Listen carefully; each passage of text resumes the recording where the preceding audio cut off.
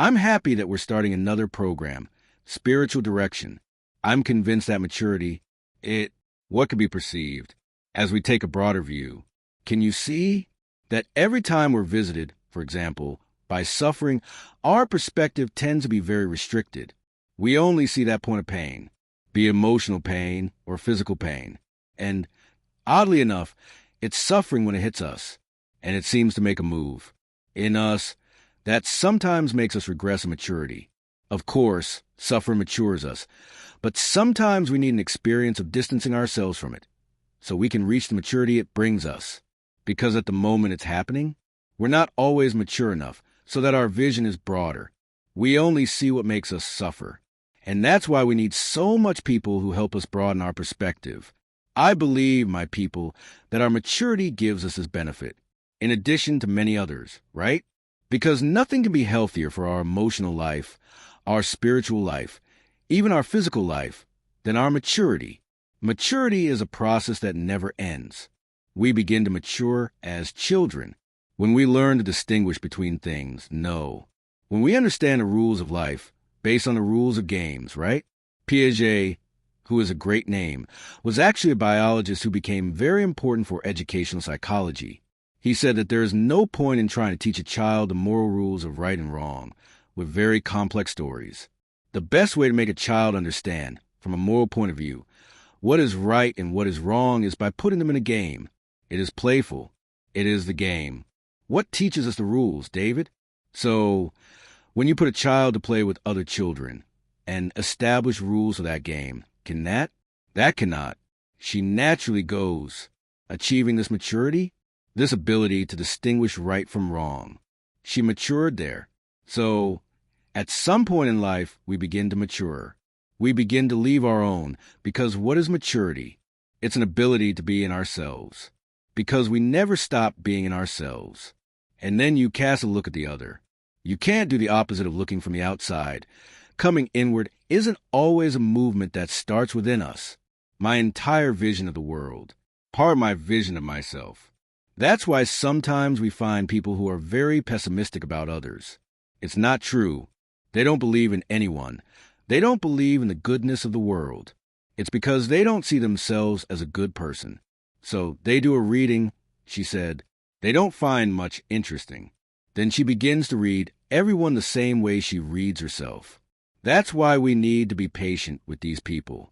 What we need to teach and learn all the time is that the way we look at ourselves is decisive in the way we look at others. That's how we mature, with a particular look, looking inward at Tico, which then allowed me to look at others too. And our human relationships become much healthier as this look that throws me inward and then returns me to the other is mature.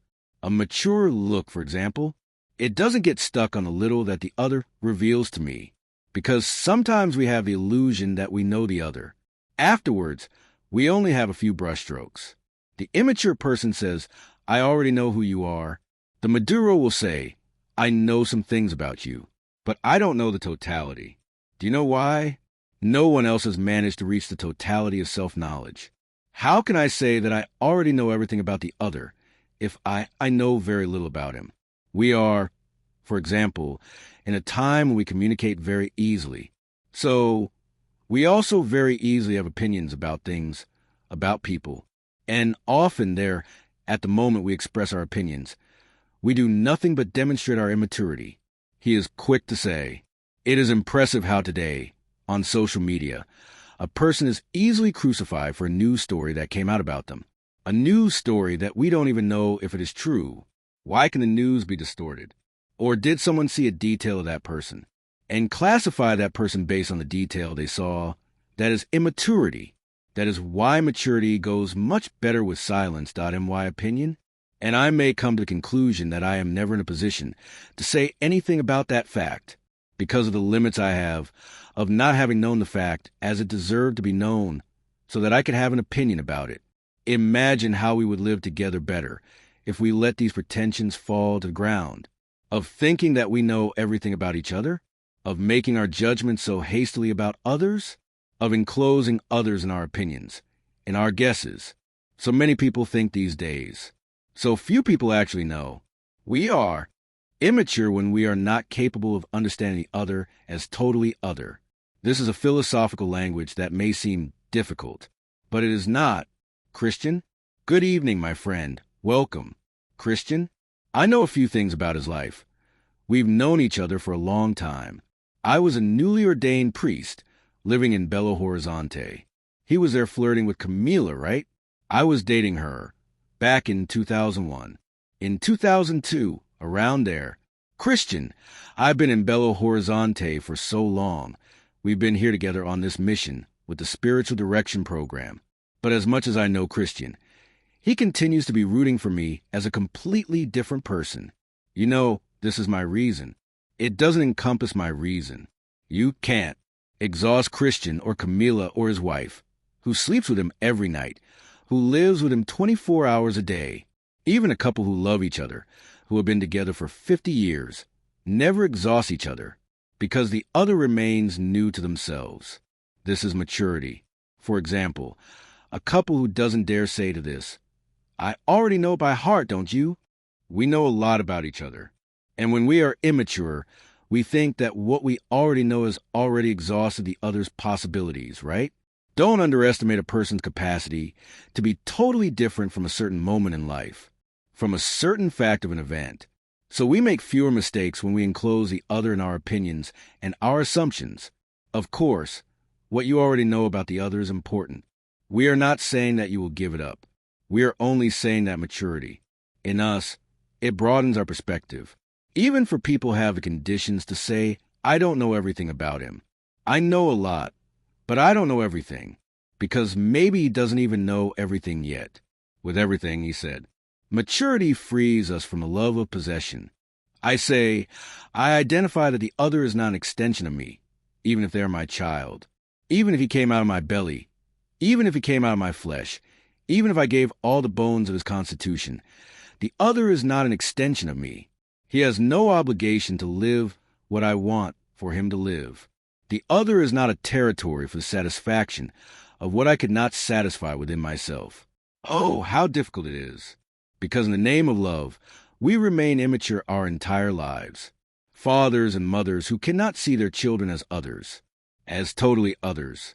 And in the name of this love of possession, they do not allow maturity to come and give them the sweet treat of allowing the child to be who they can be. Look, when we have a small child, we have authority over them. And we sin if we do not exercise authority, because authority is a protection we can offer our child. Saying no to a child when they do not know how to say for themselves is protecting them. Choosing for a child when they cannot choose for themselves because they lack maturity is a gesture of love. Yes, but when we insist on choosing while not for a child what they can already decide for themselves, we are leaving the burden of this health ideas, the program with our excess. But sometimes we spend our entire lives doing this to our children, even creating unhappiness in their hearts. It's because they, even though they can't rebel against us parents, sacrifice their own lives to please their father and mother and don't live their own lives. And parents become cloistered in their immaturity and their possessive loves. I know it's difficult, but there comes a time when you have to allow your child to choose their own path. The other day I met a mother who was having a serious problem with her son. Was he dating a girl of another religion? But that became such a serious problem in the mother's head that it was taking away the good coexistence with her son. It was creating an enmity between the two because he was dating a girl who was of another religion. I couldn't understand that feeling, and I didn't want to judge, so I just observed. And then, when I left the presence of that couple, because they both told me together, right? In that difficulty, I kept thinking, my God, how we become blind when we're ruled by our immaturity.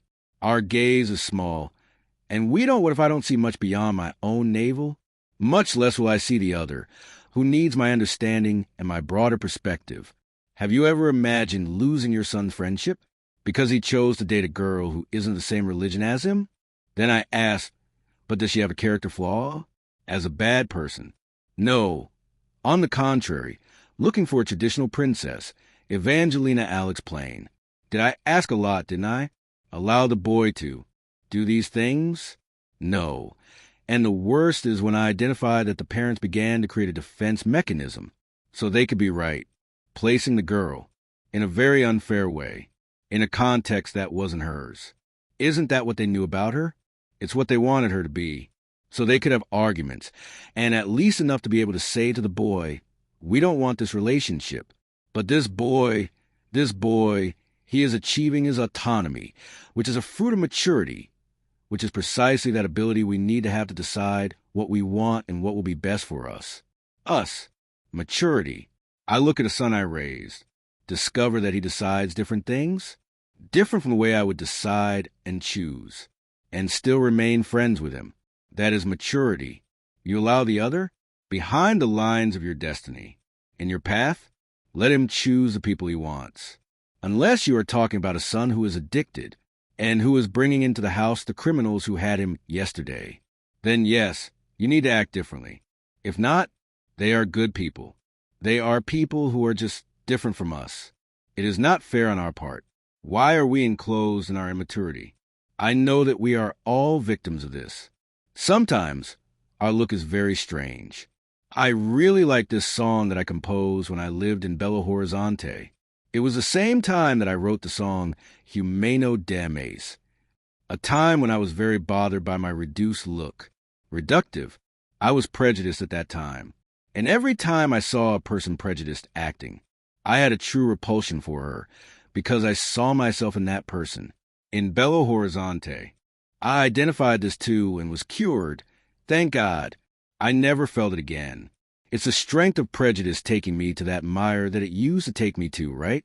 That time was a great liberation for me, and I asked God for the grace to be able to have an increasingly broader view about people, about realities, that I could be a priest who had love for humanity, that I wouldn't be afraid of people, that I wouldn't be afraid of sins, that I would have the prophetic strength to show the paths that free us from them, from sins, from the realities that dehumanize us, right? That's it. But I wouldn't like to be prejudiced and think I'm better than anyone else because I chose to be a Christian. I feel very happy when I meet people in my life who call themselves priests. I'm not Catholic. I'm not even Christian. But I like watching your program. This makes me very happy. You know why? I know my ghetto is the Catholic group, the Christian group. Even many evangelicals watch me. But knowing that we're talking about God in a way that people can identify with, regardless of their religion, makes me feel much more complete, because that's my proposal. I believe that the more God enters our lives, the more we broaden our perspective. We look at the person, at situations involving this person, and we feel closer to them. It's very bad when we have a narrow-minded perspective, because we distance ourselves from our children, from our father, our mother, our friends, our brothers, because of our prejudices, because of our limited vision.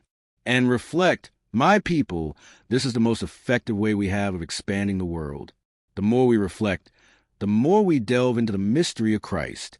But we will realize that God wants us this way, open with our eyes wide open, perceive all the realities that need us, that often need our words, but also our silence.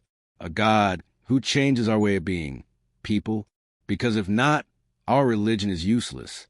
A God who changes our way of being a father, who helps us bring closer this child that we keep expelling with our excessive rules, or this child that we are losing by the lack of rules. A God who balances us. What puts us in this beautiful responsibility to do what we need to do, to love what we need to love, to say what do we need to say.